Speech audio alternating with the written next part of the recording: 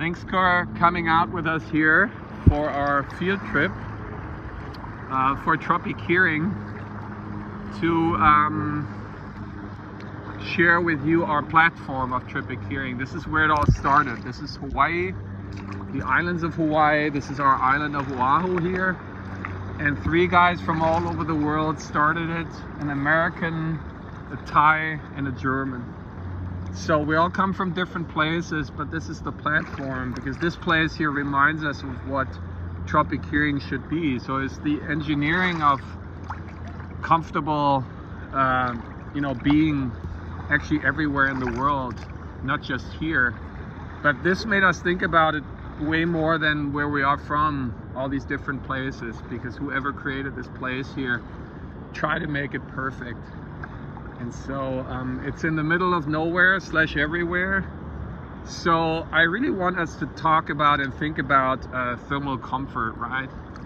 We species are kind of weird. We're warm-blooded and warm-hearted, I keep believing.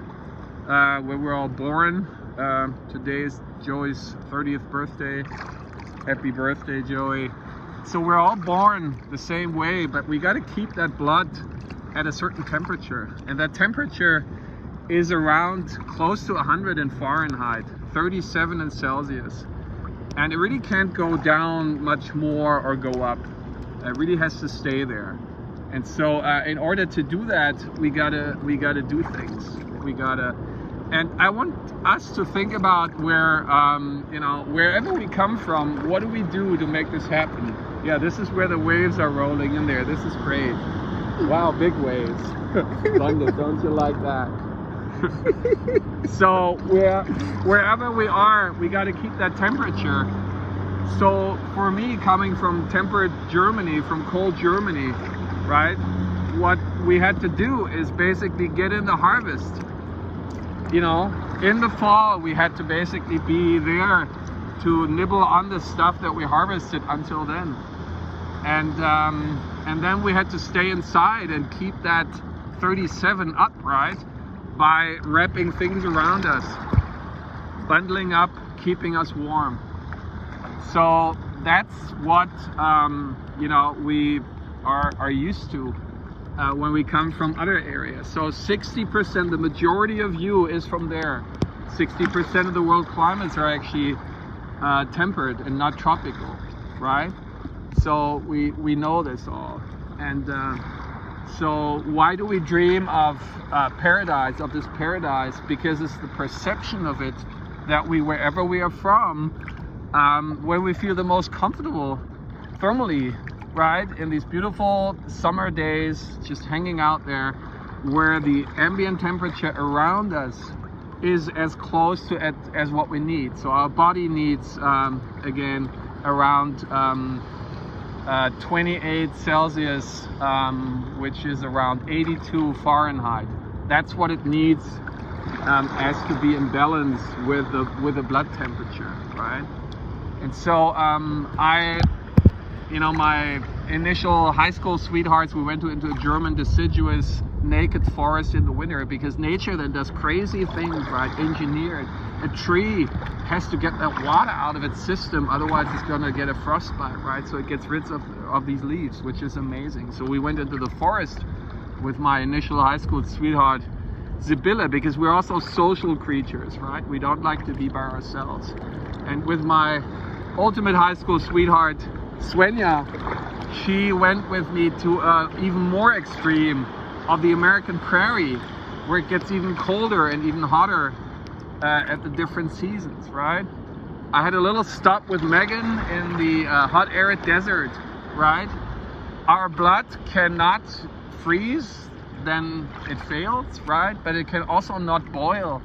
So we can only have a little bit more temperature than our system allows, and that's what we have in the hot arid desert.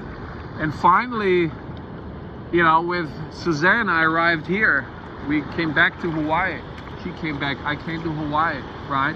And that is the place where not only year-round, but also day and night, the air here and the water here that we're in, it's April here, Joey celebrates in Sardinia. He cannot get into the water because it's still too cold. Here, the large body of water around us is basically conditioning that to thermal comfort perfection. And that's what makes it so beautiful for everyone. Mostly for other creatures, because Hawaiians didn't really had any Christian counting, so but still, let's still use it in centuries, right? Not until 15 centuries ago, and in Christian counting, that would be 500 years after, you know, Christ arrived. Basically, nothing was here. This map here really shows it really well, and what's all gray down here was green as well. There was nothing. At most other places in the world where human creatures had already been there, not here. And the thing was basically working fine. Then people from your other tropics showed up here. They came from this way, out there from the South Pacific, and basically discovered this place. And it was still fine, because people basically lived with what they had, didn't take anything from nature what they couldn't give back. When these haole white-skinned people came, like 2 and a little bit centuries ago, starting with Captain Cook, trouble started.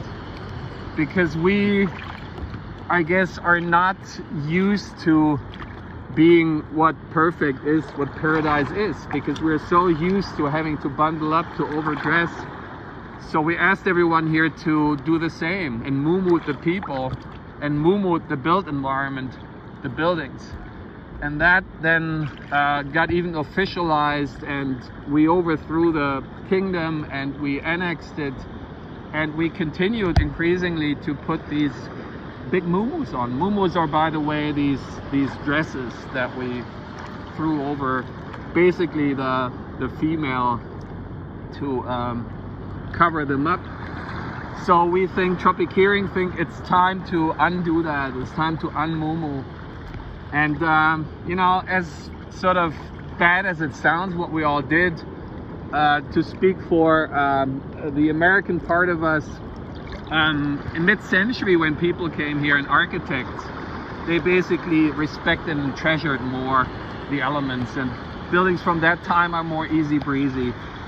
And then somewhere when Ronnie Reagan took over from Jimmy Carter, things went way more down, and we used fossil fuel.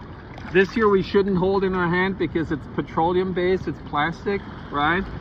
And so, you know, wherever you are, wear and have as little as possible. I borrowed your goggles here. They're called Swedish, and they're from, I guess, from Scandinavia, right? And they're down to the minimum. They even don't have a rubber gasket, nothing. So really try to not do what most people do here, overdo it. Just do the minimum. And so we should do the same with buildings again. And there's hope, because out there our movement shows getting traction, because you see the cranes out there, right? So that's where Tropiceering happens. This is where James Cameron with Avatar 2 also dreams about it. We put the cranes up and we take the moo-moo off the building. The glass has been taken off because you can see, thanks for zooming in, you can look through, right? You can see through. But the most important thing is now, before you sign off, is like, we wish you could be here with us, and we want to welcome you to do that. Because it's not about that one sense, the view, that architecture, the built environment is so obsessed with. It's about all the senses, right? And here, again, having that condition that you all out there love the most, the summer days out there, hanging out until late in the evening where it's still warm and enjoying it. This has been demonstrated here year-round. So that's what's been demonstrated in Tropiceering over there. You sit out there, you have the breeze, you got the trade winds, you got it all. So we will, then there's the beauty is, we will basically recover what's in peril here, paradise, because the reef down there does not look good. It needs Tropiceering.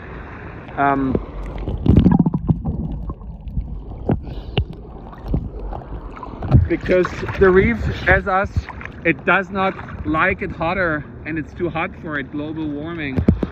So there's this beautiful reciprocal relationship possible between the built environment and the natural environment. Once we start to undress the buildings, we start to heal the reef. So let's do it. Come along and become fellow Tropiceers.